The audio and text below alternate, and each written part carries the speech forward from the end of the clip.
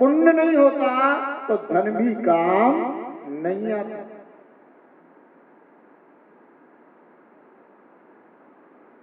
किसी व्यक्ति के पास कितना भी धन क्यों ना हो,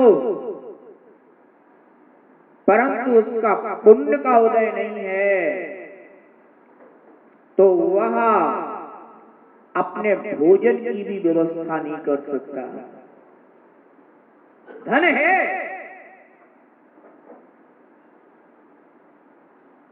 और वह सोचता है कि मैं धन से खरीद लूंगा, पर ध्यान रखना, अगर पुण्य साथ नहीं देता तो भोजन की भी व्यवस्था नहीं बनती। भले ही आदमी कितना भी धनवान क्यों ना हो,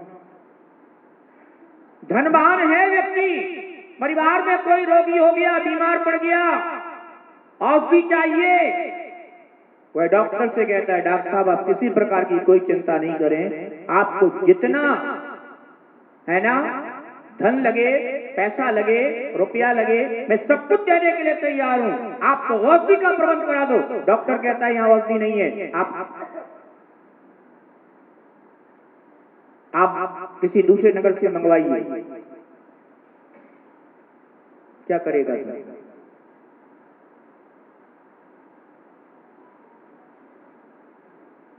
दूसरे नगर से भी औषधि मंगवाने की का प्रबंध हो सकता है, उन्होंने कह दिया गाड़ी नहीं है, अभी नहीं आ सकता। क्या करेगा धन? हमेशा ध्यान रखो, जीवन में सब कुछ धन नहीं होता, जीवन में अगर पुण्य होता है तो धन का भी प्रबंध हो जाता है, और यदि पुण्य नहीं होता है तो धन भी पाषाण बन करके पड़ा रह जाता है, उसका कोई उपयोग नहीं हो पाता। इसीलिए बंधुओं, प्रत्येक व्यक्ति के लिए यह कहा गया है कि आप सच्चे देव, शास्त्र, गुरु आदि के निमित्त से पुण्य अर्जित करें। सुपात्र दान दो में कारण होता है,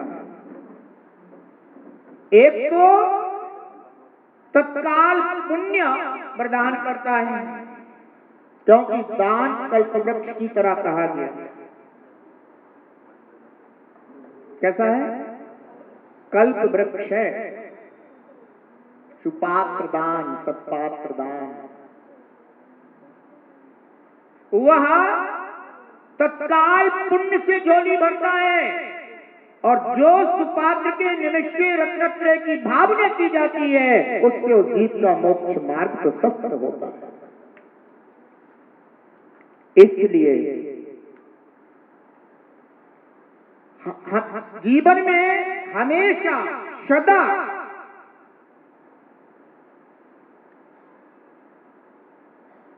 पंच परमेश्वरों का आश्रय करना चाहिए, उनकी भक्ति, उनका गुणानुवाद करना चाहिए, उनकी आराधना, उनकी अर्चना करना चाहिए, और अपने रत्नत्रय मार्ग की भावना करना चाहिए।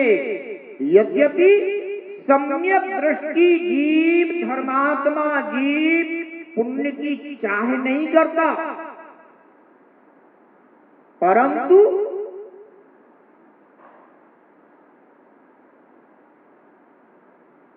इन मांगलिक निमित्तों का फल ही ऐसा है कि बिना चाहे भी वह फल प्रदान करते हैं। इसीलिए तो पंच परमेश्वरियों की महिमा कल्प वृक्षों से भी ज्यादा है। कैसे? कल्प वृक्षों के समक्ष तो उपस्थित होकर के चाहे करना पड़ती है, पर पंच परमेश्वरियों के निमित्त उपस्थित होकर के चाहे नहीं करना पड़ती, वह स्वयं में प्राप्त हो जाता है। वृक्ष के निकट छाया की चाह नहीं करना पड़ती, छाया प्राप्त होती है। समझ गए ना? ऐसे ही शतपात्र होते हैं।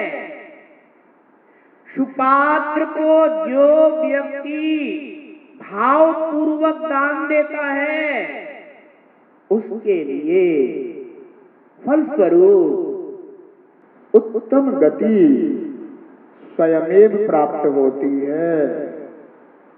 जानते हो, एक तो वह व्यक्ति है जो धनिक वर्ग है, और वह धनिक वर्ग अगर भले ही उतना धर्मज्ञ नहीं है,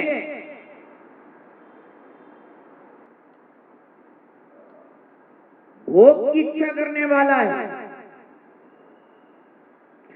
सांसारिक फलों की चाह करने वाला है, लोभी है,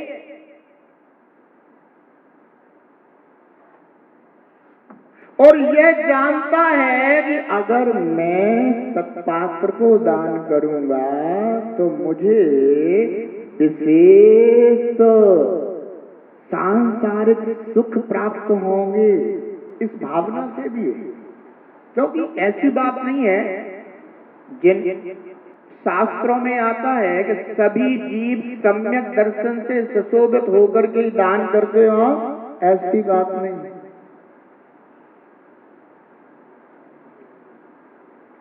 जिन्हें सम्यक तो नहीं हुआ है परंतु यह जानते हैं कि ये साधुजन है, मुनिजन है, सत्पात्र हैं, हमें इन्हें दान देना चाहिए। इनके लिए दान देने से हमारे अशुभ कर्मों का क्षय होता है। शुभ कर्मों का क्षय नहीं करना चाहिए। समझ गए? सिर्फ इतना जानता है कि मेरे अशुभ कर्मों का क्षय होता है, मेरे अशुभ कर्म क्षय होंगे, मेरा पुण्य वृद्धि को प्राप्त होगा, मेरे सारे कार्य संभलते चले जाएंगे, ऐसी उसकी श्रद्धा है, ऐसी उसकी मान्यता है। उससे कहोगे अरे भाई इनको तो दान देने से मुक्ति प्राप्त होती है। अब मुक्ति तो मैं कर लूंगा, मुक्ति की अभी नहीं है, पर अभी तो हमारा ये वाला काम बन जाए, बस इतनी भावना। ऐसे लोग संसार में हैं।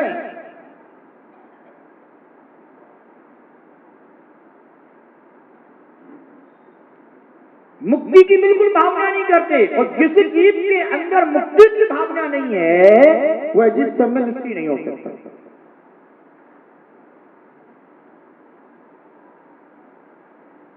प्रभु क्या चाहता है कि भाई मनराजों को हम आहार दान प्रदान करेंगे, या फिर ज्ञान दान का उपकरण प्रदान करेंगे, या हम इच्छी कमंडलू संयम आदि दान प्रदान करेंगे, या और भी जो उनके संयम में आवश्यक है वह दान प्रदान करेंगे, तो उससे हमारे बेड़े का बन जाए। बस इतना।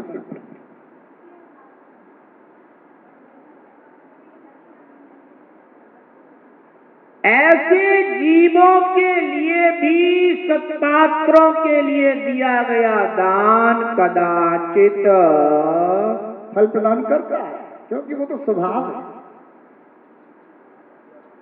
वृक्ष ये नहीं देखता कि कौन मित्र है कौन शत्रु है, छाया किसको दे। वृक्ष यह नहीं देखता कि कौन अपना है कौन पराया है, कौन मुझे पानी देता है और कौन मेरे फल तोड़कर खाता है, भेद नहीं करता, छाया दोनों को देता है। ऐसे ही सत्पात्रों का स्वभाव है, मुनिराज आदि का यही स्वभाव है, वे किसी प्रकार का भेद नहीं करते। उनके निमित्त से सभी जीव अपना कुछ ना कुछ भला ही करते हैं।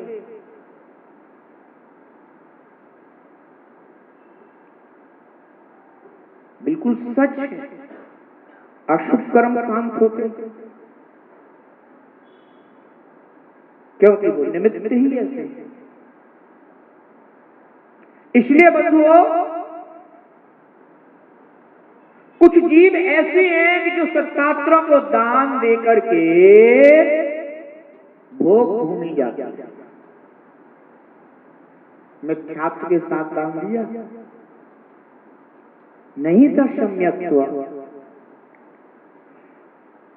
तो कहां पहुंच जाते हैं? भोग भूमि पहुंच जाते हैं। अगर मनुष्यायु का बंद किया हुआ है तो, और अगर देवायु का बंद किया है तो स्वर्ग जाते हैं।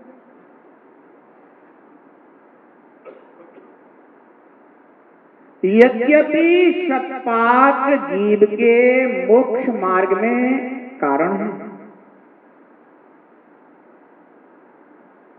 परंतु जीवों की अपनी अपनी बुद्धि, अपना अपना ज्ञान, अपना अपना विवेक।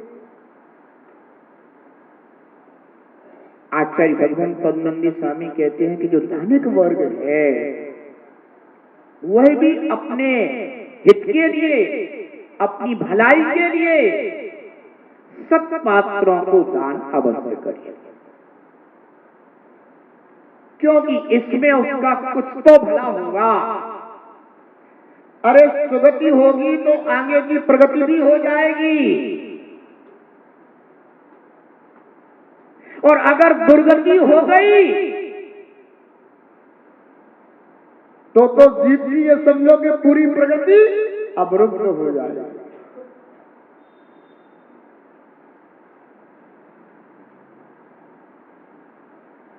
कदाचित भोग भूमि भी पहुंच गया,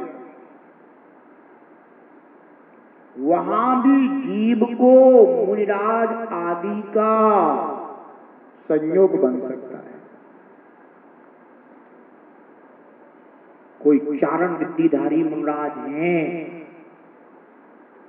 विहार करते हुए पहुंच गए, अहो भव्य, तूने आहार दान दिया है? और कदाचित मिल गया, तू यहां वो भव्य देव, तूने उस पर्याय में मिथ्यात्व साथ आहार दिया था, इसलिए तू यहां आ गया। अब तू सम्यक्त को ग्रहण कर।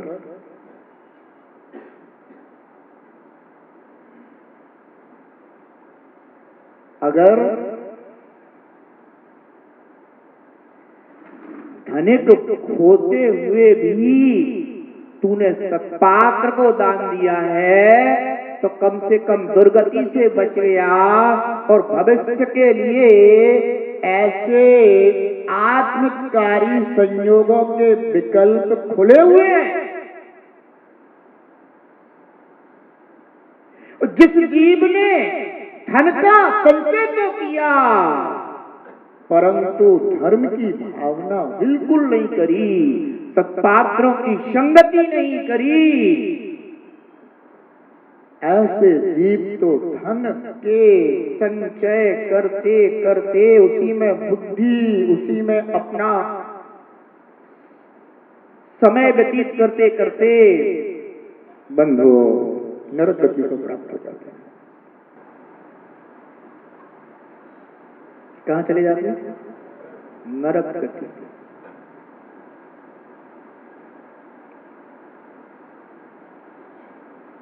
इसलिए आचार्य बदन कहते हैं, यद्यपि धनवान दूसरे धर्मात्मा श्राप, धन तो नहीं है, दरिद्र है, परंतु धार्मिक। ऐसे भी जीव होते हैं। हर किसी के पास सर्व साधन सुलभ हो, धन आदि की संपन्नता हो, यह जरूरी नहीं।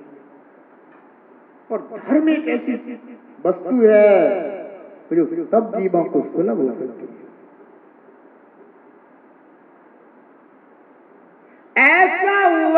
कदाचित दरिद्र दीनहीन किंतु धर्म भावना से युक्त भव्य जीव, वह भी अगर सत्पात्रों को दान देता है। अब प्रश्न हो सकता है, जब उसके वह दरिद्र है तो दान कैसे देगा? भाई दान तो वही दे सकता है जिसके पास देने के लिए हो। अब जिसके पास देने के लिए ही नहीं है, वो दान कैसे देगा? तो जिनेंद्र भगवान कहते हैं कृत, कार्य और अनुमोदना से भी दान दिया जाता है। बस धर्मात्मा होना चाहिए।